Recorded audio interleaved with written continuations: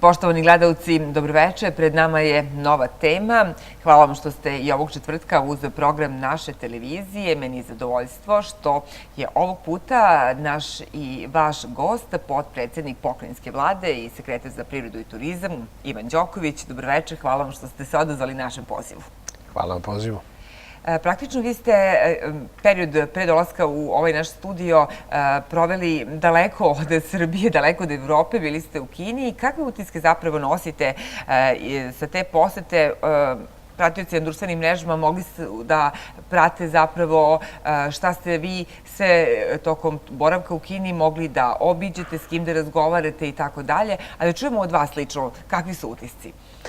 Pa evo, pre svega moram da pozdravljam vaše gledalce u Sremu, u jednom delu Mačve koji administrativno pripada Sremu i šire, gde dopiru vaše frekvencije.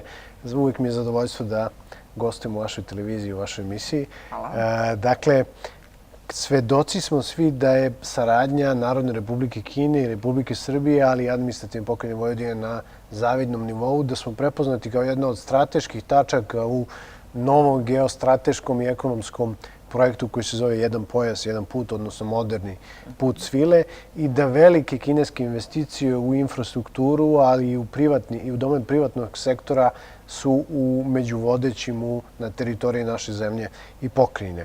Takođe, Autonomna pokrajina Vojvodine je već zaključila nekoliko sporazuma sa provincijama iz Kine, možemo ih nazvati onako u žargonu sestrinskih sporazuma, ali su to u suštinski memorandumi o razumevanju u obliku nauke, u domenu nauke, kulture i ekonomije. To je pre svega ekonomski najjača pokrajina u Kini, to je pokrajina Guangdong, zatim provincija Hainan i imamo neka dva pisma o razumevanju sa pokrajinom Jilin i Hunan iz nekog prethodnog perioda u prethodne dve decenije.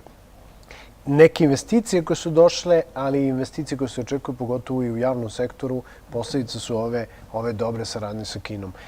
Naša delegacija je pre svega nastupala u jednom od vodećih ekonomskih foruma u gradu Changsha, pokrajina Hunan, gde između ostalih bilo je zastupljeno preko 20 kompanija sa liste Forbesovih 500 najuspešnijih kompanija na svetu. Organizator je Azijsko-Pacifička asocijacija za ekonomsku saradnju i zaista smo imali priliku ne samo da smo dobili pravo da u ime Vojvodine se ja obratim kao govornik na celom ekonomskom forumu, nego smo dobili mogućnost da imamo i B2B susrete sa vodećim svetskim kompanijama, ali i predstavnicima političkog sektora koji su također zastupljeni na forumu. Obišli smo jedan veliki sajam građevinskih tehnologija, građevinske mašinerije koji je prvi takve vrste u Kini sa takvim dijapazonom domaćih i inostranih proizvođača u domenu građevinskih tehnologija, a zatim sam ispred Sekretarijata za privredu i turizam kao resornog za telekomunikacije imao priliku da budem pozvan u kompaniju Huawei, tako da se moje putovanje dalje produžilo u grad Shenzhen i sedište po listi Forbesa, to je 76. svetska kompanija po visini prihoda.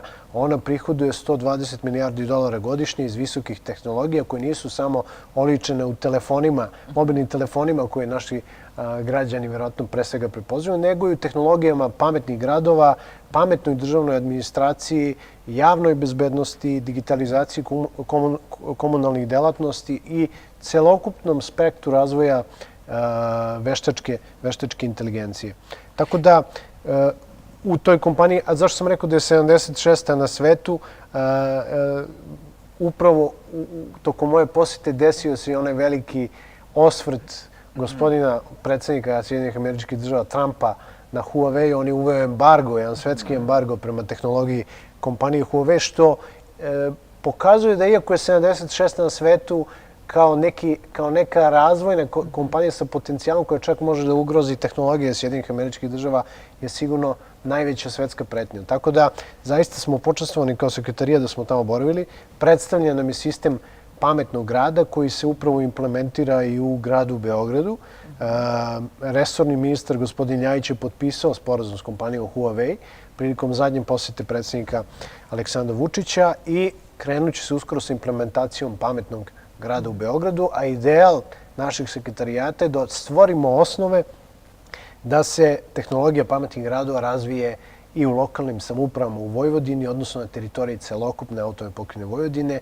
I ideja nam je bila da se dublje upoznamo sa mogućnostima načinima korišćenja takozvanog smart city ili pametnog grada i da stvorimo dokumentacijnu projektnu osnovu da tokom našeg mandata ili mandata neke naredne vlade, obzirom da je ovo zadnja godina našeg mandata, da se omogući gradovima Vojvodine da iscrpe sve benefite savremenih tehnologija pametnog grada.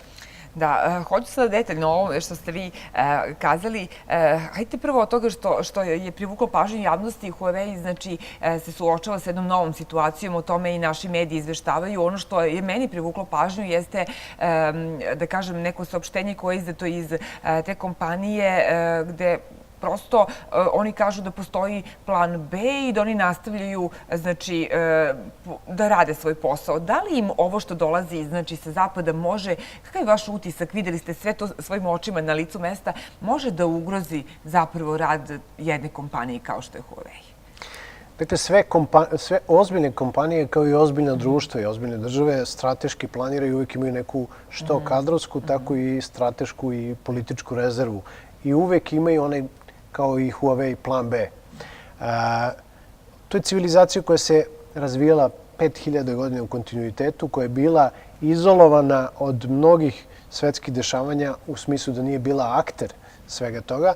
Tako da, a pogotovo od kulturne revolucije Deng Xiaopinga od 1979. godine kada se Kina ne samo ekonomski otvorila ka svetu, nego kada je preko 500.000 Kineza poslato kroz državne stipendije u inostranstvo, pre svega u Evropu i Sjedinjene Američke Države, da se školuje i da znanja vrate nazad u zemlju, da ta znanja budu upotrebljena u razvoju celokupne Kine i kineskog društva.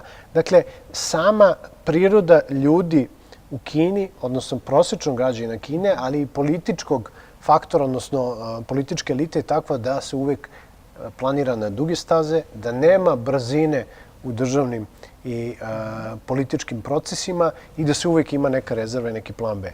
Ono što je jedan veliki kompliment za našu državu, ali s druge strane i nešto što će nama sigurno kao pojedincima ostaviti pitanje šta smo tu uradili, jeste da je celokupni današnji politički i privredni sistem Kine izgrađen na praksi bivše Jugoslavije. Upravo njihove službe bezbednosti, njihova privreda i njihov finansijski sistem i celokupna logika proizvodnje i tržišta izgrađeni su na tekovinama bivše Jugoslavije i čitava grupacija kineskih političara, bezbednjaka, ali inženjera i inteligencije je slata tokom perioda saradnje između Federativne narodne republike Jugoslavije i Kine, slate kod nas da bi oni prisvojili i usvojili znanja.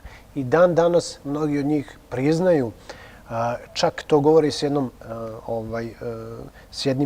jednom dozom velike simpatije koliko je u razvoju Kine i takozvanog socijalizma sa kineskim karakteristikama značajno mesto zauzimala Jugoslavija. Međutim, oni i dan danas potvrđuju dobar i prijateljski odnos prema Republici Srbiji i ono što će nas uvek vezivati naša dva naroda i naše države jeste bombardovanje kineske ambasade tokom NATO agresije pre tačno 20 godina. Evo, danas je, ja mislim, neki 20 godina i 15 dana od tog 7. maja kada se to desilo i tih oko 4000 civilnih žrtava među srpskim narodom i nacionalnim zajednicama i narodima koji pripadaju našoj državi su poistovećeni sa tih 10 kineskih državljana koji su stradali tom prilikom, a samo bombardovanje diplomatsko-konzularnog predstavništva koji ima status eksteritorijalnosti u njihovom narodu i u njihovom političkom miljeu je shvaćeno kao bombardovanje kineske teritorije. To je nešto što nas je, bez obzira na višedecenijske dobre političke i ekonomske veze, to je nešto što nas je i metafizički sjedinilo i mislim da je to jedan, pored dobrog i veštog vođenja spoljne politike sa Kinom koju ima i naš predsjednik i prethodni predsjednik i ministar spoljnih poslova, Mislim da je to ono što dodatno vezuje, jedno dodatno vezivo u odnosima naših zemalja. I da je to posljedica investicije i odnosa koji danas imamo u projektu Jedan pojas, jedan put, ali i 16+1, dakle, saradnji zemalja centralne i istočne Evrope sa Kinom i kineskom ekonomijom. Koliko je zapravo važno, mada ste vi sada i odgovorili na to pitanje, koliko je zapravo važno da Srbija ima, ako mogu da kažem, simpatije dakle Kine u ovom momentu kada je ona svetska velesila, jedna od najrazvijenijih, ako ne i najrazvijenija zemlja sveta. Znači, dolazak kineskih investicija, ali i uopšte na tom političkom planu podrška Kine u momentu kada Srbija se bori da sačuva svoju teritoriju. Koliko je važan taj moment? Apsolutno je važan. Postoji jedan princip u kineskoj spoljnoj politici, u kineskoj kulturi, to je nemešanje kineske politike i kineskih državljana u politička pitanja drugih država. Nikad nećete vidjeti kineskog političara da komentariše procese u drugim državama ili da se aktivno uključuje u političke procese, kao što je to svojstveno za političare Sjedinjenih Američkih Država ili ovog dela evroazijskog kontinenta, odnosno Evropske zajednice. Dakle, to je stvar pitanja kulture i odnosa sa svakom zemljom na kojoj se gradi svo ostalo poštovanje i nadogradnja nad političkim pitanjem. Dakle, kultura, ekonomija, personalni odnosi pojedinaca i tako dalje. Apsolutno je bitno i presudno da i mi dalje održimo dobar nivo i kondiciju odnosa sa Kinom, bez obzira na pritiske koje pred nas stavljaju, iskušenja koje pred nas kao državu stavljaju kako Evropska unija, tako i Sjedinjene Američke Države. Partnerstvo koje imamo sa Kinom, po meni, po onome što sam ja vidio i sa činjenicama s kojima sam upoznat, daje nadu u perspektivnije i dublje odnose koji će omogućiti naš ekspanzivniji razvoj kao društvo. S jedne strane imamo Evropsku uniju koja nas ucenjuje što pitanjem Kosova, što čitavim dijapazonom onih pitanja koji su sastavni deo pregovaračkih pozicija naše zemlje. S druge strane imamo Sjedinjene Američke Države koje vrše velike pritiske po pitanju našeg suvereniteta. Imamo Rusiju koja je prijateljski postavljena prema nama, ali koja takođe ima svoje sopstvene interese u čitavom tom odnosu sa naših država. S druge strane imate Kineze čije ekonomije, čije vojna i politička strategija toliko velika i obimna da smo mi jedan kap u velikom moru, kako naše tržište, tako naša infrastruktura, tako i naša geostrateška pozicija, obzirom na njihove interese i njihov položaj, da su zanemarljivi. Ali ipak oni pokazuju jedno iskreno prijateljstvo i jedan iskren odnos prema našoj infrastrukturi, prema našem narodu i prema našoj privredi. I mislim da između kvaliteta života svakog pojedinca u ovoj državi i ultimatuma koji ne mogu doneti benefit svakom pojedincu ili društvu, moramo da izaberemo one koji će apsolutno doneti novi kvalitet i novi plus svakome od nas, a da očuvamo jedne političke i stabilne odnose kako sa Kinom, tako i sa ovim drugim akterima.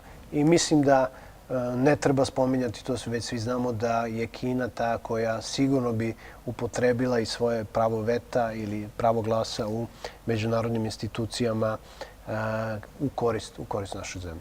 Velike napore ulažete upravo da zažive socijalno-ekonomski saveti. Na nivou pokrajine ta stvar, ja bih rekla tako, dobro stoji. Vi predsedavate tim savjetima i sednice se, rekla bih ja, i redovno održavaju, ako je po onome što mogu da ispratim na, recimo, vašem sajtu, medijima i tako dalje. Šta je sa lokalom? Kako to ide u opštinama Srema, Banata, Bačke? Da li prepoznaju oni taj značaj razgovora privrednika, poslodavaca, dakle, s jedne strane, sindikata i učesnika vlasti s treće strane, da kažem tako?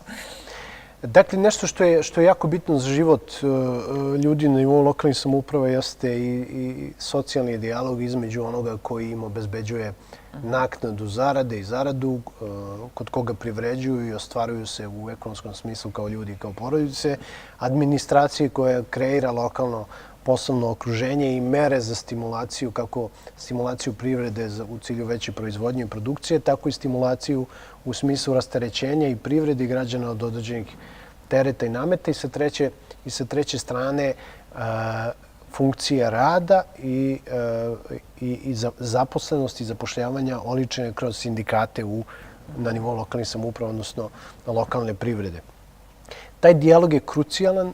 Nažalost, iako je 2004. godine donet zakon o socijalno-ekonomskom savjetu koji predviđa i pokrajinski socijalno-ekonomski savjet i moram reći da zaista u tom periodu nakon 2004. godine moji prethodnici, to su bili resorni sekretari, pošto po funkciji resorni sekretar za privredu učestvuje ispred vlade u radu pokrajinskog socijalno-ekonomskog savjeta, odnosno pored ostalih članova, on je taj koji presedeva u godišnjem rotiranju ispred vlade, da su oni bili agilni i da su radili na tom planu.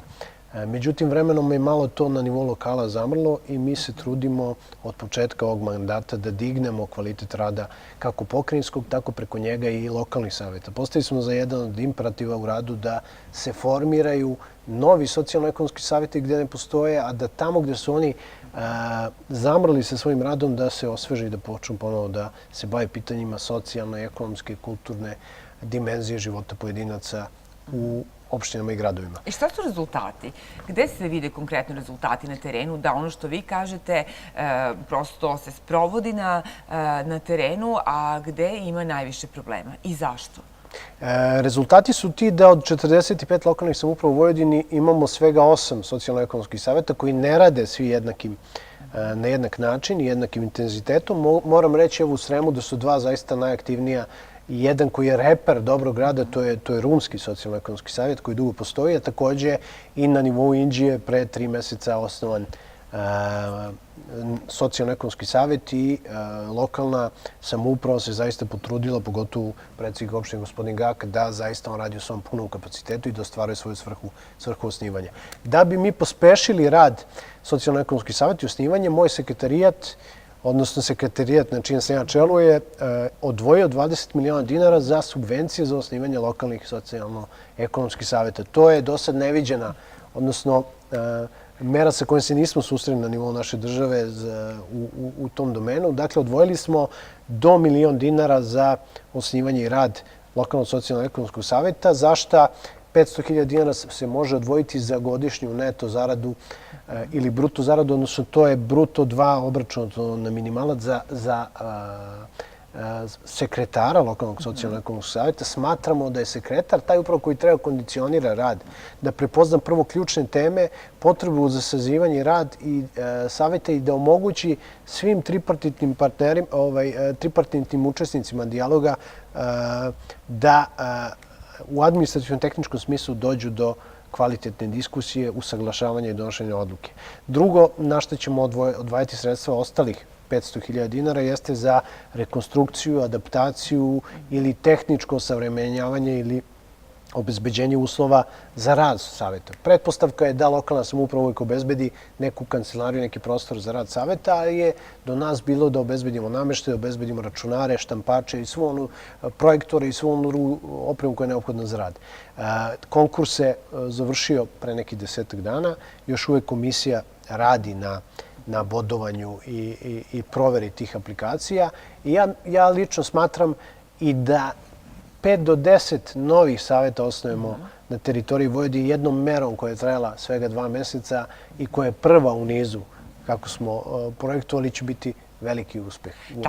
Izvinite što vas prekidam, da li je bilo veliko interesovanje? Da li je većina lokalnih samouprava konkurisala za ta sredstva? Jer to je zaista, da kažem, poklon, tacni. Sve vam je dato samo da se aktivirate i da u lokalu počne taj dijalog. Da li su ljudi to prepoznali? Rekli ste da se još uvek razmatraju te pristigle prijeve i o tome ne možete naravno sad, ali znate sigurno kako je interesovanje bilo. Bilo je svega 15 prijava obzirom na preostalih 37 lokalnih samouprava gde nema lokalnog socijalno-ekonomskog savjeta. Rekli bi da to nije veliki broj. Ali obzirom na činjenicu da smo do pre 3 meseca imali 8 savjeta, da ćemo i sada vjerojatno imati još 10, 5 do 10 novih, mislim da je jedan veliki uspeh. Upravo u lokalnim samoupravama nije dovoljno probuđena svest o bitnosti lokalnog socijalno-ekonomskog savjeta. Evo ja i kao socijalista, odnosno predstavnik jedne političke grupacije Socijalističke partije Srbije koja je uvijek u svom fokusu i centru imala čoveka. Mi jesmo evoluirali u jednu socijaldemokratsku partiju i takva su današnja naša ideološka opredeljenja, ali uvijek, pored razvoja privrede, razvoja društva kao jedne infrastrukturne celine, uvijek smo težili ka tome da pojedinac i njegov život, njegovo obrazovanje, kako osnovno, srednje, tako i visoko, da zdravstveni sistem budu podređeni njemu i kvalitetu njegovog života i porodici kao jednoj socijalnoj jedinci. Tako da, kao socijalista, mislim da može i više i daću maksimum od sebe. Od ove godine sindikat preuzima predsedavanje savetom, ali moram da kažem da je zaista saradnje sa Unijom poslodavaca i sindikatima na jednom zavidnom nivou, da zaista konstruktivno i jednoglasno odlučujemo o svemu i da smo digli to na jedan kvalitet novih kreativnih odnosa. Ja ću se truditi dalje da dam svoj doprinos kako i kroz konkurse iz drugih domena, tako i kroz socijalni savet, da svakom pojedincu omogućimo jedan nesmetan razvoj, život i pre svega dostojanstvo u svakodnevnom življenju. Što znači da ćemo morati na neki način da nađemo i kompromis sa lokalnim samoupravama, odnosno da ih nateramo da razmišljaju o tome i da formiraju takvo jedno političko telo, politički organ koji će biti u svrhu života pojedinca. Takođe, uradili smo jednu ključnu stvar. Na naš pritisak odgovorio Republički socijalno-ekonomski savet i mi smo postigli jedan džentlmenski sporazum. Dogovorili smo se da svakoj sednici Republičkog socijalno-ekonomskog saveta mora da prisustvuje i predstavnik Pokrajinskog socijalno-ekonomskog saveta i da mora najmanje jednom godišnje da se održi zajednička sednica na teritoriji Autonomne pokrajine Vojvodina, Republičkog i Pokrajinskog saveta. Meni je drago što sam uspeo to da izdejstvujem, što se desilo za vreme mog predsedavanja i mislim da je to jedna trajna tekovina koja će ostati